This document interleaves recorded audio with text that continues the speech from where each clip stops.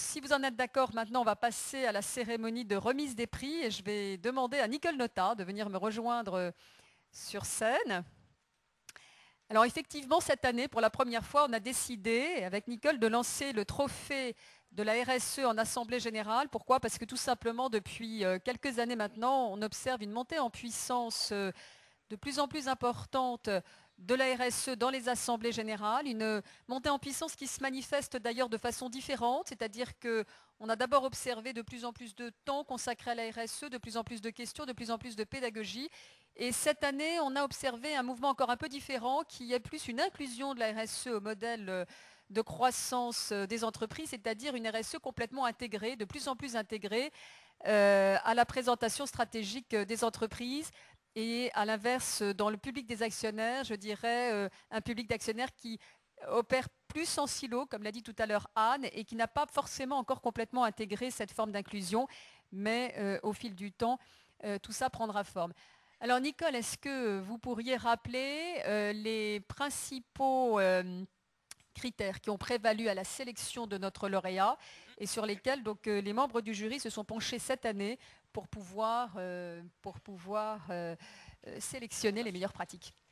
Oui, donc effectivement, il fallait, pour se prononcer, avoir établi des critères à partir desquels des analystes de Capitalcom et de Vigéo, présents dans les assemblées générales, pourraient apprécier l'entreprise qui sortirait lauréate aujourd'hui. Et donc ces critères, je ne vais pas tous vous les citer, mais je dirais que le premier, c'était d'abord de vérifier si la présentation sur la stratégie concernant la responsabilité sociale était suffisamment intelligible, si elle était de nature à être bien perçue, bien comprise par les participants à l'Assemblée générale.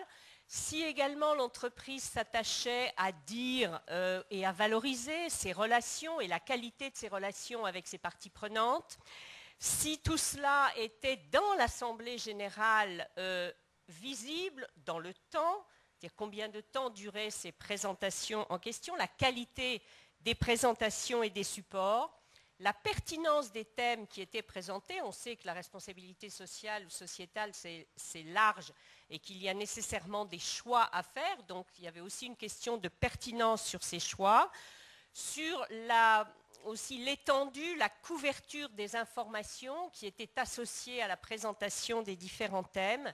Et si l'entreprise avait eu recours à une assurance externe, à une vérification des informations qui étaient publiées dans la présentation de sa reddition sur la responsabilité sociale et sociétale. Merci Nicole. Alors ce que je propose maintenant, c'est qu'on dévoile le lauréat de cette édition. Donc je remets l'enveloppe à Nicole. Suspense.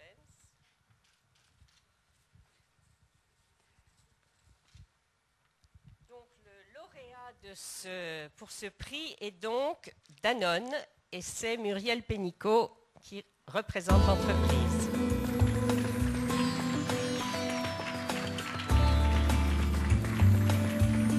Alors, bonjour Muriel Pénicaud.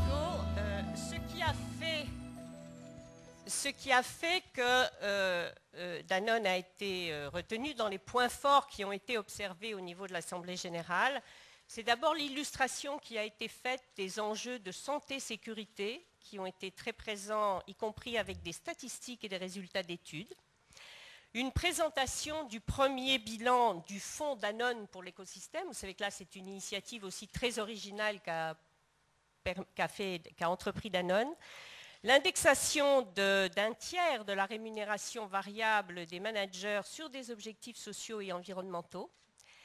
La présentation d'objectifs chiffrés en matière de préservation de l'environnement, une présentation très détaillée de la politique sociale du groupe et près donc d'un tiers du conducteur était consacré à la RSE. Vous voyez donc que par rapport aux critères que j'ai présentés tout à l'heure, pas mal de critères étaient là satisfaits. Bravo Muriel Pénicaud, vous êtes donc directrice des ressources humaines, de l'innovation sociale et sociétale et donc à ce titre aussi chargée de cette responsabilité sociale. Vous êtes surprise de ce prix? Oui et non. Oui, parce que je pense qu'il y a, heureusement d'ailleurs, de plus en plus d'entreprises qui sont conscientes de leur empreinte environnementale, sociale, et pas simplement économique, et qui surtout trouvent de plus en plus des leviers qui leur permettent, dans le cadre de leur performance économique, d'utiliser aussi des leviers qui relèvent de la RSE. Et donc d'intégrer dans leur stratégie cette dimension. Non, si j'ose dire, parce que ce n'est pas tout à fait une histoire d'hier matin pour Danone. Et en fait, moi je suis extrêmement heureuse pour nos équipes qu'on ait ce prix cette année, parce que cette année on va fêter les 40 ans de Danone et les 40 ans du double projet économique et social lancé par Antoine Riboud et porté par Franck et toute l'équipe maintenant, qui est en fait une conviction extrêmement simple, mais pas si simple que ça, à mettre en place tous les jours, qu'en fait c'est aussi en investissant sur les hommes, sur l'environnement, sur la société, sur les territoires, qu'on atteint une performance économique qui est durable. Et c'est cette performance et cette profitabilité économique durable qui permet d'investir sur la société. Donc c'est dans les gènes, je dirais, un peu de la culture Danone. Alors pas simplement de la culture, on l'a dit, depuis 5 ans, l'ensemble de notre management dans le monde a un tiers de sa rémunération variable sur les enjeux sociaux et environnementaux. Et qui dit rémunération variable dit mesure, objectif, sérieux, je dirais, et intégration complète dans nos stratégies de business et dans nos décisions business en amont. Peut-être juste une deuxième question. On disait tout à l'heure que les actionnaires, devant ces présentations, ces sujets nouveaux finalement dans les assemblées, étaient, on va dire, je ne sais pas, étonnés, dubitatifs, décontenancés. Ça a été votre impression à l'Assemblée générale Danone? Je crois que dans la société en général, il n'y a pas encore une très bonne compréhension de l'articulation entre la création de valeur économique et la création de valeur sociale, au sens large du social, je mets l'environnemental dedans.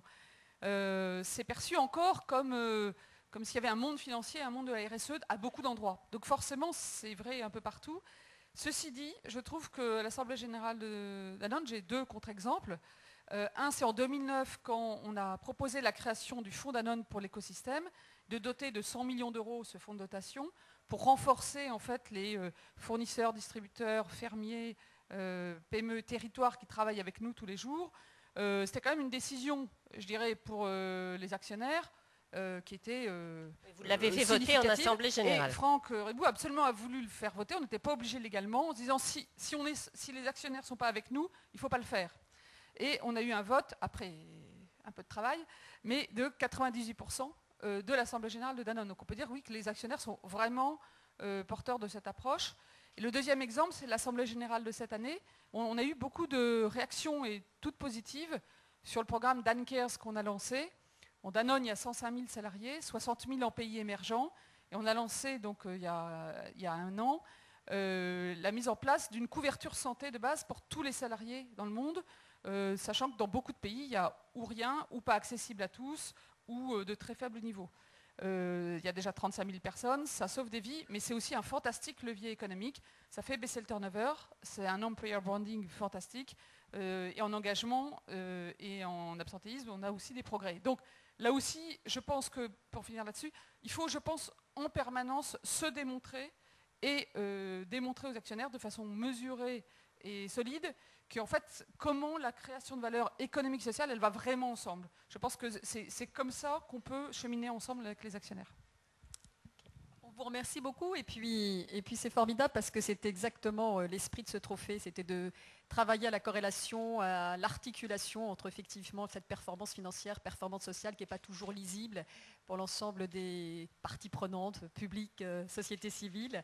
Et on a observé une maturité du côté des entreprises beaucoup plus avancée. Donc ce phasage, cette synchronicité à installer des assemblées générales est très très importante et vous en êtes l'un des exemples très très intéressant et tout à fait exemplaire. Donc merci, bravo à Nicole et à Danone et je propose qu'on applaudisse.